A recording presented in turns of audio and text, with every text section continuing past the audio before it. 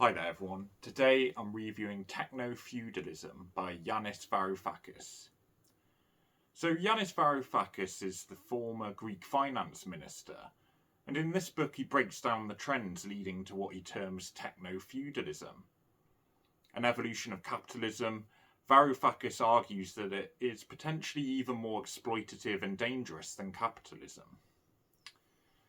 So the rise of the big tech firms shifted capitalism into this new state of being, according to Varoufakis, a set of feudal fiefdoms, less geographically based, but instead cloud-based. Companies like Amazon, Google, Apple predicted that renting cloud fiefdoms and having power over it was a huge opportunity that had to be taken advantage of. First, let's discuss the process that kind of got us here, though, that Varoufakis in the book lays out, to really understand what the book is concerning. So during the financial crisis of 2008, the everything rally, as it's sometimes called, occurred.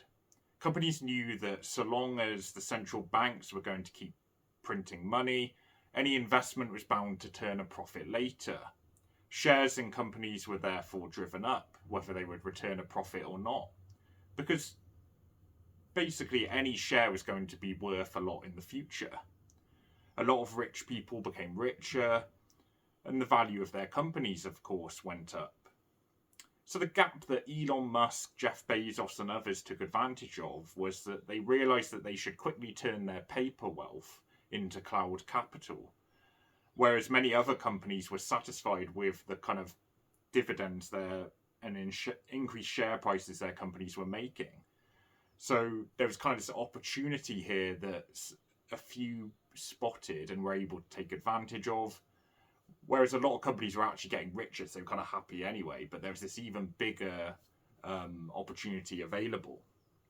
An open quote: "This could not have happened before 2008, because until then the ultra-rich simply did not have access to enough cash, with which the big three could buy a significant chunk of the New York Stock Exchange. After 2008, however, central bank-sponsored socialism for the ultra-rich created more than enough money. Thereafter, the rise of the big three to such supreme financial power was almost inescapable. And now that they are there, the big three enjoy insurmountable advantages: unprecedented monopoly power over entire sectors, from airlines and banking to energy and Silicon Valley, and a capacity to offer the ultra-rich high returns for very low fees. These two advantages allow the big three to extort rents at such a scale that would have made Adam Smith weep." End quote, and that's from page 112. So with this shift, the tech companies became feudal lords, and individuals and their data, and even other companies, became their serfs. Open quote again. "We have seen how, with the enclosure of the internet commons, cloud capital arose, and how it differs from other kinds of capital in its ability to reproduce itself at no expense to its owner, turning all of us into cloud serfs. We have seen how, with the shift online, Amazon now operates as a cloud fief, with traditional business paying Jeff Bezos to operate as his vassals. And we have seen how the cloudalists of big tech achieved all this, riding on the wave of central bank money that made profits optional." End quote, and that's from page 118. So this is the story of the techno-feudalistic world that we live in today. And Varoufakis excels at explaining these complex financial sections. It takes us through much of the financial history of the US and how it had such a big impact on global markets, charmingly using Don Draper from Mad Men for some of the anecdotes. How the companies got so big, how they managed to get there, and what will happen moving forward is really what this book concerns. In many ways, it's maybe pessimistic, but I don't really see it as unrealistic either.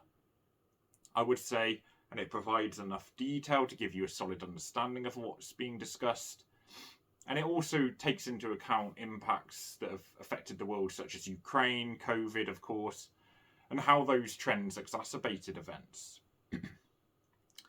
So I don't really agree with Varoufakis' perspective in terms of Marxism and capitalism necessarily. I'm probably much more sympathetic to capitalism, but really the way his perspective comes into the book is actually my problem with the book, not necessarily that he has a different view to mine.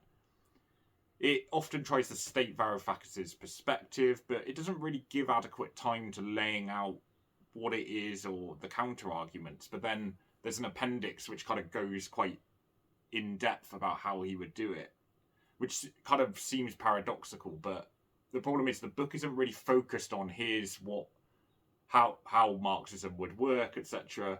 And then there's kind of a bit tacked on. It's like, are you doing a comprehensive kind of argument about different systems, or are you sort of telling the story of technofeudalism? It's kind of sort of skirts into both at different times, which I think it could be more focused. So rather than laying out the arguments for why Marxism is good, sometimes it will sort of just assume things. It will say things and then sort of not sort of deal with any counter arguments, not sort of support it with much evidence. And you kind of think, well, I don't think that needs to be in there. Because actually, when he talks about the rise of the big tech and how that came about and a lot of the financial history, it's really good. It's really well done. And it's very clear, even though some of the stuff is pretty complex.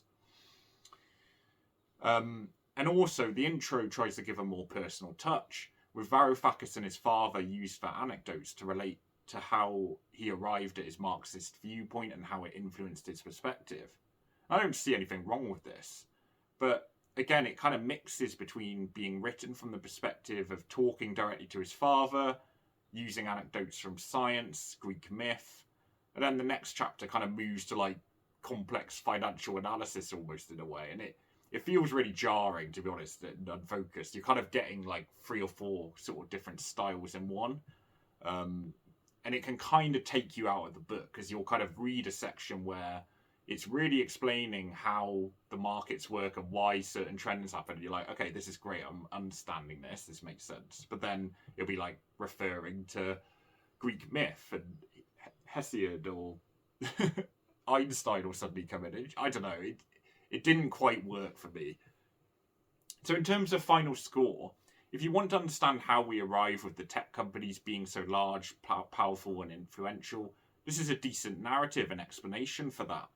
And I think most people will find it readable. But unfortunately, you do have to navigate some of the other kind of diversions from the start. Some of the stories kind of go on a bit too much. And they do continue throughout the book here and there. However, the book is good when it's covering how austerity, inflation, expenditure, and central bank changes influence and impact things. And I'll say that coming from a perspective very different to Varoufakis, it is really interesting to hear a kind of Marxist viewpoint on financial interactions and explain the other side, I guess, in a way. But I do think the book could have been streamlined somewhat, even though it's not long in length. It seems just a bit unfocused, and I found that quite jarring. But like I said, if you strictly want it for the kind of explanation of how technofeudalism came about, it is good. You're just going to have to... You might be better off actually just skipping some sections or just skim reading them, I think. Although I did read it all, but I just found some sections quite tedious, if I'm honest. But it's still pretty solid in certain areas, and for that I'm giving it a 6 out of 10. It's not the worst book, it's just unfocused. It's sort of like, you probably could have divided this up into several books. So I'll be reviewing plenty more books across a range of genres. So like and subscribe for that, and thanks for watching.